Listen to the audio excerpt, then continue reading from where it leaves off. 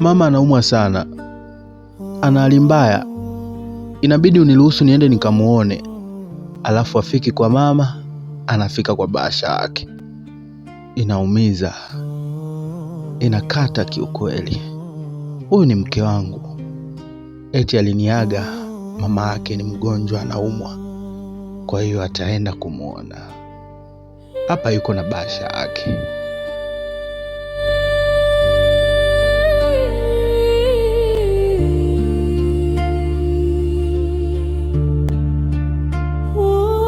Ukiwa una hasira za karibu, unaweza ukafanya jambo baya alafu ukaja kujilaumu baadaye. Kesho yake asubuhi ndio alirudi nyumbani. Tena amekuja na bodaboda. Nilimwangalia kupitia dirisha. Ndio yeye. Wanawake. Vipi bwana kinyonge? Unatoka wapi sasa hivi? Niliwaambia nilikuwa nimeenda kwa mama. Hivi kumbe pale alipokuwa anacheka kwa furaha, alipokuwa amekaa na bwana wake, ndio kwa mama yake? Ulisema kuwa ungerudi jana, lakini leo asubuhi ndo nakuona. Kulikuwa na kazi nafanya afu nilichelewa kumaliza. Mama akaniambia ni vizuri ndani nitakuja kesho. Kwa hiyo umelala kwa mama? Ndio. Okay, sawa. Afu na sasa nataka niende.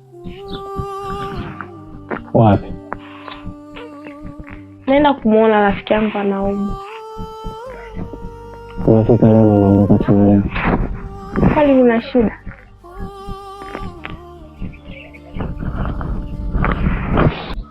Bye. Usishike simu ya mpenzi wako kama hauna sababu maalum. Ila mimi huyu ni mke wangu. Nilishika simu yake.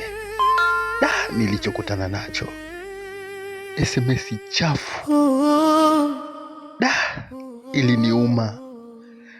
Iliniuma sana. Nilitamani akugundua kuwa amesahau simu yake. Ila alipokalia pikipiki akagundua kuwa amesahau simu yake. Alikuja anakimbia. Manake alijua kama nikiiona simu yake huenda nitajua machafu yake. Alichukua akaondoka bila kujali. Moyo wangu ukaniambia nimfuatilie.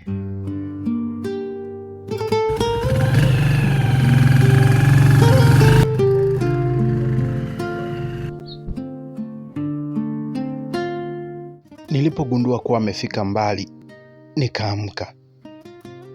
Nikatafuta nguo ili nijiandae nimfuatilie.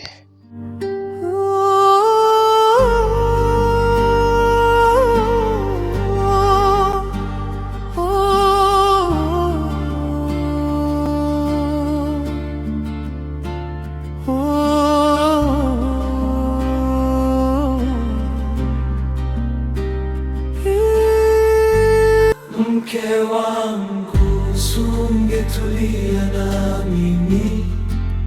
Mke wangu kwani shida nini?